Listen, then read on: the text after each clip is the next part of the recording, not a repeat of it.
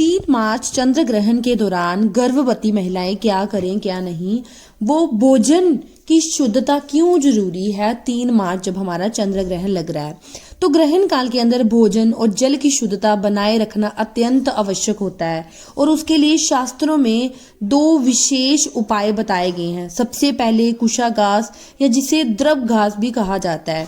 तो जब सूतक का काल शुरू हो जाता है उससे पहले यानी कि सुबह 9:40 से पहले ही अपने अपने घर में जो भी पदार्थ, सामान, भोजन सामग्री, दूध, दही, अचार, घी, पीने के पानी के अंदर कुशाघास डाल देना है। हमारे शास्त्रों में कुशाघास को अत्यंत पवित्र माना गया है।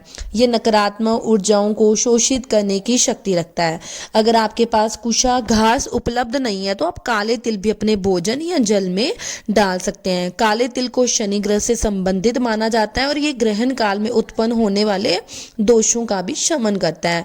अगर आपके पास कुशाघास या काले तिल भी नहीं है तो आप तुलसी पत्र को उपयोग में ले सकते हैं।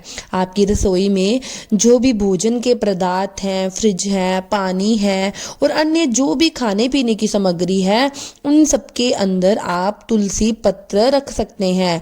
और ये सारे उपाय आपको सूतक काल शुरू होने से पहले यानी सुबह 9:40 से पहले ही ये आपको भोजन की सामग्री में या रसोई घर में जहां पर भी आपके पास खाने पीने का सामान पड़ा है, इनमें से कोई भी 3 चीज जैसे कुशाघास, तुलसी पत्र, काले तिल आपके पास जो उपलब्ध है उस समय अपने पदार्थों में वो रख देना है। और ध्यान रखिए ये उपाय मात्र उन भोजन पदार्थों के लिए जो आपने पहले से बना के रखे हुए हैं और सूत काल के दौरान किसी भी प्रकार का भोजन नहीं बनाया जाता। मैं आपको बता दूं सूतक काल के जो नियम है उसमें भी कुछ अपवाद आते हैं। हमारे शास्त्रों में स्पष्ट रूप से वर्णन आता है कि सूतक काल के नियम सभी के लिए समान नहीं है।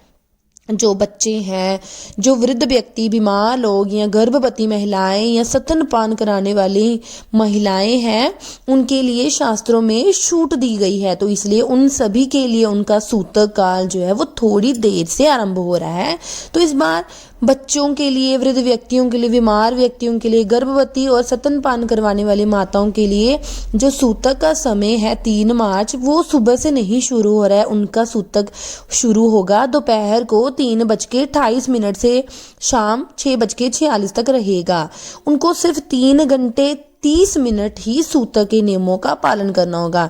इसका अर्थ ये है ये सभी लोग दोपहर 3:28 तक सामान्य रूप से भोजन ले सकते हैं, पानी पी सकते हैं, अपनी दवाइयाँ ले सकते हैं। दोपहर में 3:28 के बाद ग्रहण समाप्ति तक इन्हें भी यथासंभव भोजन से परहेज करना चाहिए।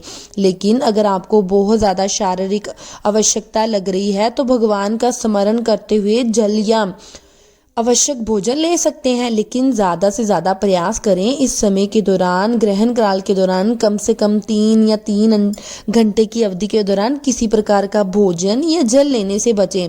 अब देखिए सूतक काल के विषय में और भोजन संबंधी एक और महत्वपूर्ण प्रश्न आ रहा है कि चंद्र ग्रहण 3 मार्च को लग रहा है। ये सामान्य वर्किंग डे है क्योंकि कुछ ऑफिस जाते हैं, स्कूल जाते हैं, कुछ बच्चों की क्लासेस चल रही होती हैं। तो ऐसे में जो विद्यार्थी हैं या जो व्यक्ति बाहर यात्रा कर रहा है तो उनको भी चंद्र ग्रहण के नियमों का पालन करना होगा। उनके लिए चंद्र ग्रहण के नियमों का पालन करना तो बहुत मुश्किल हो जाएगा। तो उन्हें क्या करना है, जो लोग यात्रा कर रहे हैं कहीं भी किसी भी कारण से, स्कूल, कॉलेज, ऑफिस से, उन्हें प्रयास करना चाहिए कि 9:40 से पहले आप भरपेट भोजन कर लें। वह अपने साथ जल रख सकते हैं, सूखा मेवा, कुछ फल रख लें। संपूर्ण दिन के दौरान अधिक से अधिक हो सके सूतक के नियमों का पालन करें। अब आप अगर सुबह बाहर जाकर घर में शाम को वापस आने वाले हैं तो आपके इतनी ज़्यादा परेशान होने की ज़रूरत नहीं है। लेकिन अगर आपकी यात्रा कर रहे हैं जिसमें आप पूरा दिन, पूरी रात भी बाहर रहने वाले हैं तो ग्रहण समाप्त होने के बाद अपने साथ थोड़ा सा गंगा जल रख लीजिए। सूतक समाप्त होते ही अपने ऊपर गंगा जल की कुछ बूंदें छिड़क दीजिए।